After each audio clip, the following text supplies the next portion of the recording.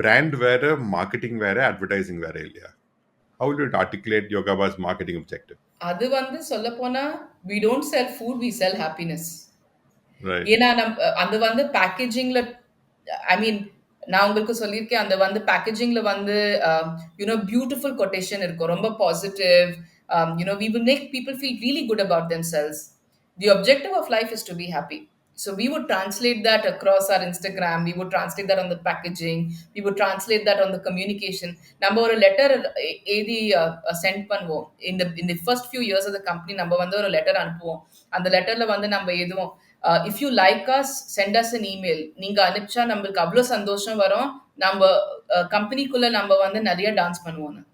உங்களோட அந்த இமெயில் வந்து it's a way to communicate.